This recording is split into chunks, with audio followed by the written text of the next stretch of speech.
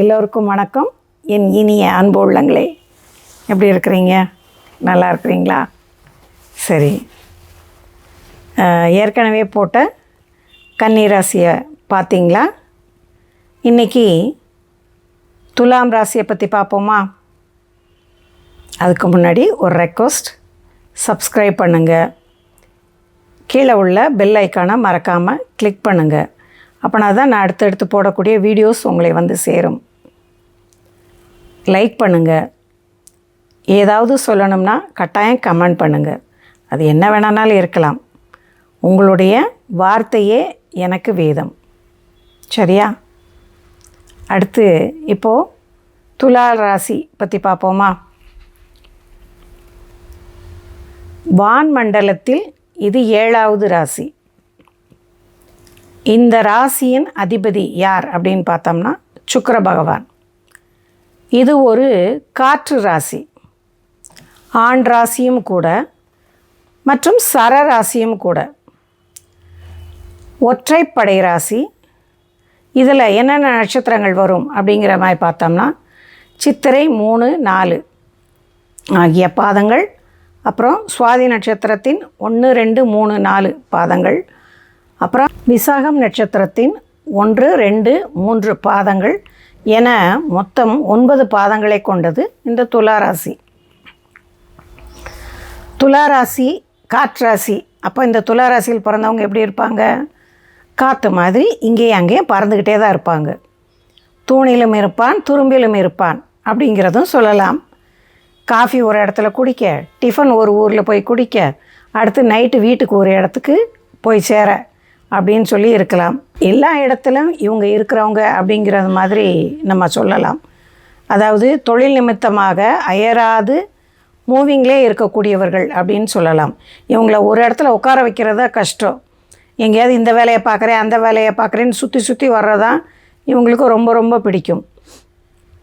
அது பெண்ணாக இருந்தாலும் அப்படி தான் இருப்பாங்க, ஆணாகவும் இருந்தாலும் அப்படி தான் இருப்பாங்க. ஒன்று 2 வீலர் எடுத்துகிட்டு சுற்றுனா சுற்றுவாங்க, அல்லது கார் எடுத்துகிட்டு சுற்றுனா சுற்றுவாங்க.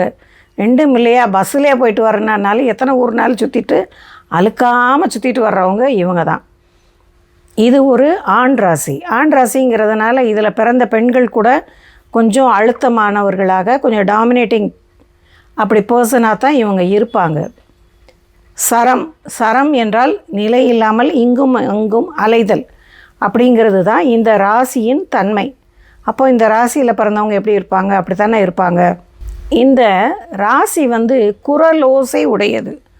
குரலோசை உடையது அப்படின்னு சொன்னோம்னா நம்ம வந்து ஃப்ளூட்டு, அதாவது காட்டில் மரம் இருக்குமா, அந்த மரம் என்ன செய்யுமா, காற்று அடிக்க அடிக்க அந்த மரம் அப்படியே அசையுமா. அசைய அசைய அதில் வண்டுகள் துளைத்த ஓட்டை இருக்குமா. அந்த ஓட்டைகளில் காற்று புறப்பட்டு வரும்போது அழகான ஓசை இசையாக வெளிவருமா. என்ன ஒரு இலக்கிய அழகு நயம்! நம்மளுடைய கவிஞர்கள் வர்ணித்ததும் இதைத்தான், இந்த ராசிக்காகத்தான் அப்படின்னு கூட நம்ம வச்சுக்கலாம். இன்னொன்று இந்த ஃப்ளூட்டு, அப்புறம் என்னது நாதஸ்வரம், இது எல்லாமே இந்த ராசியில் பிறந்தவர்களுக்கு ரொம்ப ஆப்டாக வரக்கூடிய கலையாக கூட நம்ம இவங்களுக்கு சொல்லலாம். பொதுவாகவே வந்து துலா ராசியில் பிறந்தவர்கள், அது சுக்கிரனுடைய ராசி அப்படிங்கிறனால கலைத்துறை தான் இவங்களுடைய முழு ஆதிக்கம் அப்படின்னு சொல்லி சொன்னாலே அது மிகையே கிடையாது. கலைத்துறைக்கு ரொம்ப ஆப்டான ராசி இந்த துலாம் ராசி. அப்போது மியூசிக்கல் இன்ஸ்ட்ருமெண்ட்டும் அதில் வரத்தானே செய்யும். அப்போது இந்த ராசியில் பிறந்தவர்கள் இந்த கலைஞர்களாக ரொம்ப அழகாக ஜொலிப்பதற்கு வாய்ப்புகள் அதிகம். ரொம்ப அறிவானவர்கள் இவங்க. எதையுமே ஈஸியாக புரிஞ்சிக்கக்கூடிய தன்மை இவங்கக்கிட்ட ரொம்பவுமே இருக்கும். ஒரே இடத்துல இல்லாமல் இங்கேயும் அங்கேயும் நகண்டுக்கிட்டே இருக்கிறதுனால பல விஷயங்களை கிரகத்தி வைத்து கொள்ளக்கூடிய தன்மையும் இவங்கக்கிட்ட இருக்கும். இப்போது துலாம் ராசி எந்தெந்த பாகங்களை குறிப்பிடும் அப்படிங்கிற மாதிரி நம்ம பார்த்தோம்னா கிட்னியை நம்ம எடுத்துக்கலாம், அடுத்தது வந்து கர்ப்பப்பை எடுத்துக்கலாம், அப்புறம் ஈரல், அப்புறம் வயிற்றில் வந்து தொப்புள் பகுதி, சிறுநீரகம், இது எல்லாம் இந்த ராசியின் தன்மைக்குள்ள அடங்கும். இவங்களுக்கு பொதுவாக ரொம்ப பிடிச்சது என்னென்னா, நல்ல காத்தோட்டமான இடம், நல்லா ஒரு தென்னந்தோப்பில் போய் உட்கார்றது, அல்லது குற்றாலமே போனோம்னாலும் இவங்க குளிக்கிறாங்களோ இல்லையோ நல்ல காற்றடிக்கிற இடத்துல போய் உட்காந்துக்கிட்டு ஒரு அரட்டை போடுறதுன்னா இவங்களுக்கு ரொம்ப ரொம்ப பிடிக்கும். அல்லது ஃப்ரெண்ட்ஸோடு சேர்ந்து நல்லா உட்காந்து ஜாலியாக பேசிட்டு, இல்லை முடிஞ்சால் கணக்குள்ள எதாவது சாப்பிட்டுட்டு ஒரு அரட்டை அடிச்சுட்டு வர்றது இவங்களுக்கு ரொம்ப ரொம்ப பிரியமான விஷயமாக இவங்களுக்கு இருக்கும். ரொம்ப உயரமான இடத்துக்கு போகிறது இவங்களுக்கு ரொம்ப பிடிக்கும். ஹில் ஸ்டேஷன், கொடைக்கானல் போவோமா, ஊட்டிக்கு போவோமா, அது மாதிரி மலை ஏறி போகக்கூடிய தன்மையும் இருக்கும். அதை என்ன சொல்கிறது, ஒரு ஜாலி ட்ரிப்பாகவும் எடுத்துக்கலாம். அட்வென்ச்சர்ஸ் ட்ரிப்பு, மலை ஏறக்கூடியவர்கள் அதில் உள்ளவங்களும் இதில் வருவாங்க. இது ரொம்ப ஒரு சுக்கிரன் சொன்னோம்னாலே மென்மை, குளுமை அப்படிங்கிறது மாதிரி நம்ம சொல்கிறதுனால இது அதிகாலை பொழுதையும் குறிக்கும். அதிகாலை பொழுது எப்படி இருக்கும், ஒரு மென்மையான ப்ரீஸ், மெல்லிய காற்று, சில்லுன்னு ஒரு காற்று, இங்கும் அங்கும் போகக்கூடிய கொஞ்சம் மனிதர்கள், ரொம்ப சந்தடியெலாம் இல்லாமல் அந்த நேரத்தில் ஒரு நம்ம வாக் போனோம்னாலே ஏதோ 1-2 தான் வண்டி சத்தம் கேட்கும். மித்த நேரத்தில் ரொம்ப ஒரு அமைதியாக இருக்கும் பார்த்திங்களா. அதே சமயத்துக்கு ஒரு குளுமை, தனிமை, இது எல்லாமே நம்மளை ரொம்ப ரசிக்க வைக்கும். ஒரு அழகான சோலைகளில் நம்ம வாக் போகிறோம், அல்லது ஒரு பூங்காக்களில் நம்ம நடக்கிறோம்னா ஒரு நிமிஷம் யோசித்து பாருங்கள், அங்கே பூக்கள் மலரக்கூடிய தன்மை, அந்த மரம் செடிகள் அழகாக அசையக்கூடிய தன்மை, இது எல்லாமே மனதிற்கு ரொம்ப ஹாப்பினஸை கொடுக்கக்கூடியது. இந்த மாதிரி தன்மைக்கு உரிய அதிகாலை பொழுது. இதையும் தாண்டி இன்னொன்று இருக்குது. அது என்னென்னா, ஒரு பிளேஸோட மெயின் வீதி, ஒரு ஏரியான்னு இருந்ததுன்னா ஒரு முக்கியமான சென்டர் ஆஃப் த பிளேஸில் ரொம்ப முக்கியமான வீதி, அதுவும் இதை குறிப்பிடும். அப்புறம் பெரிய மனிதர்கள், மிக மிகச்சிறந்த மனிதர்கள், நமக்கு ஓரளவுக்கு நல்லா தெரிந்தவர், மிகச்சிறந்த மனிதராக அறியப்பட்டவர்கள் நமக்கு 2 பேர் இருக்கிறாங்க. ஒருத்தர் நம்மளுடைய சிஎம்மாக இருந்த திரு எம்ஜிஆர் அவர்களும் இதனுடைய நட்சத்திரமான சுவாதியில் பிறந்தவர்கள். இன்னொருவர் இப்போது நமக்கு மறைந்து போன, மக்களால் அதிகமாக கொண்டாடப்பட்ட விஜயகாந்த் அவர் சித்திரை நட்சத்திரத்துக்காரர். இந்த 2 பேரையும் பிடிக்கலைன்னு சொல்கிறவங்க யாராவது இருப்பாங்களா? அப்போது நம்ம இந்த துலா ராசியில் பிறந்திருக்கிறோம் அப்படின்னம்னா நம்மளும் ஏறக்குறைய அவங்களுக்கு ஈக்குவல் தானே. அவங்கள மாதிரி நம்மளும் நல்லவர்கள், வல்லவர்கள், அடுத்தவர்களுக்கு நல்லவர்களாக வாழ பிறந்தவர்கள். அப்போ நம்மளும் ஹாப்பியாக இருப்போம், சரிதானே? சரி, இனி அடுத்ததை பற்றி பார்ப்போம். இவங்க அழகை ரசிக்கக்கூடியவர்கள் அப்படிங்கிறதுனால இயல், இசை, நாடகம், கலைத்துறை, இது எல்லாமே இவங்களுக்கு அதில் ரொம்ப ரொம்ப பிடிக்கும். இதை தவிர்த்து இவங்க பார்க்குறதா இருந்ததுன்னா கொஞ்சம் ஆராய்ச்சி மனப்பான்மையும் இருக்கும். எந்த விஷயத்தையும் ஒரு ஆராய்ந்து அதில் உள்ள நல்லது கெட்டது ஆராய்ந்து அதில் எது நல்லதோ அதை செயல்படுத்தக்கூடிய தன்மையும் இவங்களுக்கு இருக்கும். இது ஒரு சின்ன ஒரு ஆஃபீஸில் ஒர்க் பண்ணுறவங்களாக இருக்கலாம், அல்லது ஒரு ஃபேக்ட்ரியை ரன் பண்ணுறவங்களாக இருந்தால் கூட எப்படி வேலை பார்க்குறாங்க, வேலை இன்றைக்கி பர்ஃபெக்டாக நடந்துச்சா, இன்றைக்கி எந்தெந்த வேலை பெண்டிங் இருக்குது, எதெல்லாம் முடித்து கொடுக்கணும், எதெல்லாம் சரக்கை வெளியேற்றணும் அப்படிங்கிறதுல நுணுக்கமாக கொஞ்சம் கூட யோசிக்காமல் தன்னுடைய நான் முதலாளி அப்படின்னும் பார்க்க மாட்டாங்க. நான் தொழிலாளி, முதலாளி தான் இதெல்லாம் கவனிச்சுக்கிடணும், இதை நான் ஏன் பார்க்கணும் அப்படிங்கிற தன்மையும் இவங்களுக்கு இருக்காது. அது இல்லாமல் மக்களுடன் மக்களாக இருந்து, எப்பா இந்த வேலையை முடிச்சிட்டியா, இதை முடிச்சிட்டியா, எப்போ இதை அனுப்பிச்சிட்டியாப்பா, இதை ஆர்டர் போட்டியாப்பா, இவங்களுக்கு நம்ம சரக்கு கொடுக்கணுமே, கொடுத்தாச்சா அப்படின்னு சொல்லி பார்க்கக்கூடிய ஆண்களையும் இதில் பார்க்கலாம். பெண்களாக இருந்தால் கூட ஒரு 10 பேர் சேர்ந்து ஒன்றா சேர்ந்து ஒரு கலைத்துறை சம்மந்தப்பட்டதாக ஒரு நிகழ்ச்சி நடத்துகிறாங்கன்னு சொல்லி சொன்னோம்னா யாரோட வேலையை நான் எதுக்கு பார்க்கணும் அப்படின்னு நினைக்க மாட்டாங்க. அது அந்த ட்ரூப் லீடராக இருந்தால் கூட கீழ் வரைக்கும் உள்ளது, இந்த வேலை முடிஞ்சிருச்சா, ஒடியா இந்த கொஞ்சம் ஜூஸை குடி, அடுத்து உன் ப்ரோக்ராம் தான் வருது, உன்னோட டர்ன், அதனால் அதுக்குள்ளே உன்னை ரெடி ஆகிக்கோ அப்படின்னு சொல்லி எல்லோரையும் அரவணைத்து ஒருங்கிணைத்து செல்லக்கூடிய தன்மையும் இவங்கக்கிட்ட இருக்கும். இது போக வீட்டிலன்னு சொல்லி பார்க்க போனோம்னாலும் ஒரு சமையல் வேலை செய்கிறதாக இருக்கலாம், அல்லது வீட்டில் ஒரு சுபகாரியம் நிகழ்வாக இருக்கலாம்.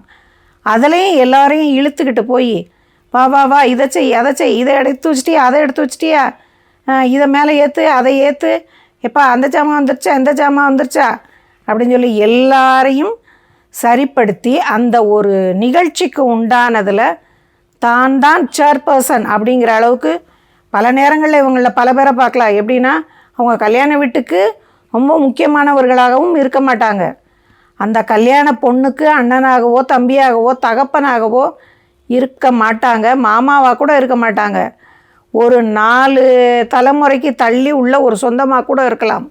ஆனால் அதுவும் தன் வீட்டு திருமணம் போல முன்னின்று எல்லா பொறுப்புகளையும் தானே எடுத்துக்கிட்டு அழகாக கோர்வையாக செய்து முடித்து அங்கே இருக்கிறவங்க எல்லாருமே இவர் யார், ஃபுல்லாக இவர் தான் நிற்கிறார், ஃபுல்லாக இவர் தான் நிற்கிறார் அப்படின்னு சொல்லக்கூடிய ஒரு நல்ல பெயரையும் வாங்கக்கூடிய தன்மையும் இவங்களுக்கு இருக்கும்.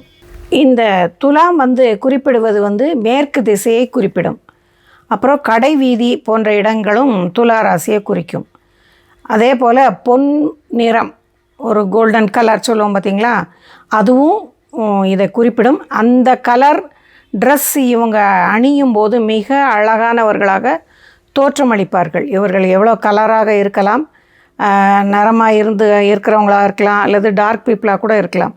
எப்படி இருந்தாலும் அந்த பொன் நிறம் இவங்களுக்கு ரொம்ப அழகை இவங்களுக்கு கொடுக்கும். சிரித்த முகத்துக்கு சொந்தக்காரர்கள், ரொம்ப நண்பர்கள் கூட்டம் சூழ்ந்தவர்கள். எப்பயும் ஃப்ரெண்ட்ஸ் தான் இவங்களுக்கு ஃபஸ்ட்டு ப்ரையாரிட்டி. வீடெல்லாம் 2வது தான், ஃபஸ்ட்டு ஃப்ரெண்ட்ஸ் தான். அதனால் எல்லார்கிட்டையும் இணக்கமானவர்கள், அவங்களுக்கு ஏற்றது மாதிரி பேசி அவங்களுடன் நட்புறவு பாராட்டுவதில் இவங்க ரொம்ப சிறந்தவர்கள். அதனால் இவங்களுக்கு ஃப்ரெண்ட்ஸ் வட்டம் எப்பயுமே கூட, அதாவது ரொம்ப நெருங்கிய நண்பர்கள் அப்படிங்கிறதையும் தாண்டி இவங்களுக்கு எங்கே போனாலும் ஃப்ரெண்ட்ஸ், இவங்க எல்லார்ட்டையும் நல்லா பேசுகிறவங்க அப்படிங்கிறனால இவங்களுக்கு ஃப்ரெண்ட்ஸ் வட்டம் ரொம்ப அதிகமாகவே இருக்கும். ரொம்ப அன்பானவர்கள், ரொம்ப பிரியமானவர்கள், உறவுகளை மதிக்கக்கூடியவர்கள். உறவுனா தன்னுடைய உறவு மட்டும் கிடையாது, தன் தாய் வழி சொந்தம் தகப்பன் வழி சொந்தம் அப்படி மட்டும் கிடையாது. சமூக உறவுகளையும் மதிக்கக்கூடியவர்கள். அந்த சமூக உறவுகள் ஒற்றுமையுடன் இருக்கணும் அப்படிங்கிறதுலையும் விருப்பம் உள்ளவர்கள். ஒரு பிரச்சனை நடக்குதுன்னா போய் நின்று அதட்டி, இங்கே இந்த பிரச்சனைலாம் வேண்டாம் வேண்டாம், இவ்வளோ தானா, இதுக்கா இவ்வளோ பெரிய பிரச்சனை, வா வா அப்படின்னு சொல்லி எல்லாரையும் ஒரு இணக்கமாக வச்சு சரி பண்ணி அந்த பிரச்சனையை சால்வ் பண்ணி அவங்கள 2 பேரையும் ஒரு சுமூகப்படுத்தி அனுப்பிடக்கூடிய தன்மையும் இவங்கக்கிட்ட ரொம்ப இருக்கும். இப்படி இருக்கிறதுனால இவங்களுக்கு பிரியமானவர்கள் நிறையா பேர் இருப்பாங்க. ரொம்பவே விட்டு கொடுக்கக்கூடிய தன்மையும் இருக்கும், ஒற்றுமையும் இருக்கும். பல நேரமும் இவங்களுக்கு பிடிக்காத சம்பவங்கள் நிகழ்ந்தால் கூட அதையும் சகிச்சுக்கிட்டு ஒரு ஒற்றுமையோடே இருப்பாங்க. சரி சரி, நம்ம வீடு, நம்ம இடம், நம்ம ஃப்ரெண்டு தானே, நம்ம முதலாளி தானே, நம்ம அப்பா தானே, நம்ம சிஸ்டர் தானே அப்படின்னு சொல்லி கொஞ்சம் பொறுமையுடன் விட்டு கொடுத்து போகக்கூடிய தன்மையும் இவங்களுக்கு இருக்கும். திருமண வாழ்வும் இவங்களுக்கு நல்ல சந்தோஷமாக இருக்கும். ஒருத்தரை ஒருத்தர் நல்லா பகிர்ந்து கொள்ளக்கூடியவர்களாக இந்த தம்பதிகள் இருப்பார்கள் அப்படின்னு சொல்லி சொன்னோம்னா அதை நம்ம நிஜமாகவே அது அக்யூரேட்டாக இருக்கும். கணவர் சொல்கிறத மனைவி ஏற்றுக்கிறதாகவும், மனைவிக்கு ஏற்றது மாதிரி கணவர் தன்னை மாற்றிக்கிறதாகவும், கணவருக்கு ஏற்றது மாதிரி மனைவி தன்னை மாற்றிக்கக்கூடிய தன்மையும் இந்த துலா ராசியினரின் ஸ்பெஷல் குவாலிட்டி அப்படின்னே நம்ம சொல்லலாம். எல்லோரையும் ஈர்க்கக்கூடிய தன்மை இருக்கும், ஒரு முக கவர்ச்சி, அல்லது இவர்கள் செய்கின்ற வேலைகளில் ஒரு அழகுத்தன்மை, ஒரு பெர்ஃபெக்ஷன். பெர்ஃபெக்டுன்னா அதை கரெக்டாக இப்படி இத்தனை பண்டலை தூக்கி போடு அப்படிங்கிறது மாதிரி கிடையாது. அதை அவங்க செய்கிறது என்ன சொல்ல, ஒரு கீழ்த்தட்டு மகனாக இருந்தால் கூட, ஒரு பண்டல் தைக்கிறவராக இருந்தால் கூட அதையும் கூட அழகாக தச்சு பேக் பண்ணி கொடுக்குறவர்களாக இருக்கலாம், அல்லது கிஃப்ட் பேக் பண்ணுறவங்களா இருக்கலாம். இந்த மாதிரி விஷயங்களையும் ரொம்ப அழகாக அடுத்தவங்க பார்த்து கண்ணில் ஒத்திக்கிற மாதிரி இருக்குது அப்படின்னு சொல்லுவாங்க பார்த்திங்களா. அந்த மாதிரி அந்த செய்யும் வேலையில் திறம்பட செய்யக்கூடியவர்களாகவும் இவங்க இருப்பாங்க. ரொம்ப அழகான சிற்பக்கலை, அந்த சிற்ப வல்லுநர்கள், பெரிய பெரிய கோயிலில் இருக்கக்கூடிய சிற்பங்களையெல்லாம் நம்ம பார்க்குறோம் பார்த்திங்களா. அப்படி அழகாக செதுக்கக்கூடிய சிற்பிகளாகவும் இவங்க இருப்பாங்க. எப்படி பார்த்தானாலும் அழகு இவர்களை என்றைக்கும் ஈர்த்துக்கிட்டே தான் இருக்கும். இவங்க செய்கிற அழகான காரியங்கள் மற்றவர்களையும் ஈர்த்து கொண்டே இருக்கும். துலா ராசியில் பிறந்தவர்கள் எப்பயுமே சுறுசுறுப்புடன் இருப்பார்கள். காரணம், காற்று ராசியில் பிறந்தவர்கள் அப்படின்னு நான் ஏற்கனவே சொல்லிட்டேன். இன்னொன்று, எத்தனை துன்பம் வந்தாலும் அதை ஏற்றுக்கிட்டு துணிவோடு போராடக்கூடியவர்கள் இவர்கள். அந்த வார்த்தையும் நம்ம இவங்களுக்கு ரொம்ப ஆப்டாகவே பொருந்தி வரும். இவங்க ரொம்ப கீழ்மட்டத்தில் இருந்து ரொம்ப கஷ்டப்பட்டு முன்னேறி வந்தால் கூட தான் வந்த பாதையையும் மறக்கவே மாட்டாங்க, கடைசி வரைக்கும் மறக்க மாட்டாங்க. தன்னுடன் அன்னைக்கு கஷ்டப்பட்டவங்களையும் கட்டாயம் தூக்கி விடக்கூடிய தன்மை, தன்னுடன் இழுத்துக்கிட்டே திரிவாங்க அவங்க பார்த்திங்களா. அது மாதிரி அடுத்தவர்களையும் தன்னுடன் இணைத்து கொண்டு தானும் உயர்ந்து அடுத்தவர்களையும் உயர்த்தி செல்லக்கூடிய நல்ல தன்மை இவங்ககிட்ட இருக்கும். கொஞ்சம் டாமினேட்டிங் பேச்சாக இவங்களுடைய பேச்சு இருப்பதனால் சில நேரங்களில் இவங்க நம்மளை ரொம்ப அதட்டி பேசுகிறாங்களோ அப்படிங்கிற மாதிரி ஃபீலிங் சில நேரம் நம்மளுக்கு வரலாம். அப்படி வந்தால் கூட நமக்கு கட்டாயம் ஒரு நாள் புரியும். அவங்க செய்தது கூட அந்த நேரத்துக்கு அதை ஒரு அதட்டி அந்த வேலை வாங்கி அதை சரிபடுத்தி செய்வதற்காகத்தானே ஒழிய அது நம்மளை ஒரு எதிரியாக நினைத்து அல்ல அப்படின்னு மற்றவர்கள் புரிந்து கொள்ளக்கூடிய நாள் ஒரு நாள் வந்தே தீரும். எல்லோருடையும் சேர்ந்து ஒரு விருந்து உபச்சாரம் பண்ணுறது, விழுந்து விழுந்து கவனிக்கிறதும்பாங்க பார்த்திங்களா. அதேமாதிரி விழுந்து விழுந்து கவனிக்கிறது, நல்ல ரிச் ஃபுட்டாக சாப்பிட்றது, நானும் சாப்பிட்றேன் நீயும் சாப்பிட்டு பாரு இது ரொம்ப நல்லாயிருக்கும் அப்படின்னு சொல்லி தான் உண்பதை அடுத்தவரையும் விருந்தினராக நினைத்து அவர்களுடன் உணவருந்துவதிலும் இவர்களுடைய குணாதிசயம் மிக அதீதமானது. சூரியன் இந்த ராசியில் இருப்பவர்கள் அல்லது துலா லக்னத்தில் பிறந்தவர்கள் இவர்களுக்குமே இந்த குணம் இருக்கும். துலா ராசியில் பிறந்தவங்களுக்கு மட்டுமல்ல, துலா லக்னம் மற்றும் துலாம் ராசியில் சூரியன் இருப்பவர்களுடைய கேரக்டர் கூட இதே மாதிரி தான் இருக்கும். இந்த ராசியில் பிறந்தவர்கள் எப்பயுமே ஃப்ரெண்ட்லினஸை ரொம்ப விரும்புவர்கள். நேசமாகவும் அமைதியையும் விரும்பக்கூடியவர்களாக இவங்க இருப்பாங்க. சிநேகம்தான் இவங்களுடைய முக்கியமான பண்பு அப்படின்னே நம்ம வச்சுக்கலாம். அதனால் மற்றவர்களால் ஈர்க்கப்படுவர். எல்லார்கிட்டே ஃப்ரெண்ட்லியாக பேசுகிறவங்கள யாருக்கு தான் பிடிக்காது. ஸோ இவங்களை பிடிக்காதவங்கன்னு மேக்சிமம் இருப்பதற்கு வாய்ப்பு இருக்கவே இருக்காது. அதுவும் உண்மைதான். இன்னொன்று, பொது ஜனங்களில் அவர்களின் தேவைக்காக வேலை பார்ப்பதிலும் இவர்கள் ரொம்ப பிரகாசிப்பவர்கள். எல்லா பொது வேலைகளுக்கும் இவங்க இழுத்து போட்டு செய்யக்கூடியவர்கள்ங்கிறனால நல்ல பாப்புலர் பர்சனாகத்தான் இவங்க இருப்பாங்க. நல்ல ஒப்பந்தக்காரர்களாகவும் இருப்பாங்க. அப்புறம் நடுநிலைமையான பேச்சு, ஒரு பிரச்சனைன்னு வந்ததுன்னா நியூட்ரலாக இருந்து அதுக்கு பதில் சொல்லக்கூடியது. யாரையும் சார்ந்து இல்லாமல் இது சரி இது தப்பு அப்படிங்கிறது மாதிரி அதை இதை கண்டித்து அதையும் கூட பாலிஷ்டாக பேசி அதை செய்யக்கூடியவர்களாகவும் இருப்பாங்க. அல்லது ரெப்ரசன்டேட்டிவ்ஸ், பிரதிநிதிகளாக ஒருத்தருக்காக ஒரு கம்பெனிக்காக அவங்க கம்பெனி ஓனருக்கு பதிலாக இவங்க ரெப்ரசன்ட் பண்ணக்கூடிய பர்சனாகவும் இவங்க இருப்பாங்க. இந்த ராசியினுடைய சின்னம் துலாம் அப்படிங்கிற மாதிரி இருப்பதனால கொஞ்சம் எப்பயுமே நிதானமாக எதையும் பேலன்ஸ் பண்ணி செய்யக்கூடிய துலா ராசியினர் மிகச்சிறந்தவர்கள்தான். இந்த திறமையான நிலைத்த கொள்கை உள்ள துலா ராசியில் பிறந்தவர்கள் நீங்களா? அல்லது உங்கள் வீட்டில் யார் இருக்காங்க? ஒரு குட்டி பிள்ளையாக இருந்தால் கூட நீங்கள் பாருங்கள், கூட இருக்கிற பிள்ளைகளோட கூடி விளையாடும். நானும் சாப்பிட்றேன் நீ சாப்பிடுன்னு மற்றவங்களோட ஷேர் பண்ணி சாப்பிடக்கூடிய குழந்தையாக இருக்கும். இப்படிப்பட்டவர்கள் உங்கள் வீட்டில் இருக்கிறார்களா? உங்களை சுற்றி என்றுமே சந்தோஷ அலை வீசும். நன்றி. மீண்டும் ஒரு பதிவில் உங்களுடன் தொடர்பில் வருகிறேன். அதுவரை உங்களிடமிருந்து விடைபெறுவது உங்கள் ஜோதிடர் ஞானஜோதி சுகுமார். வணக்கம்.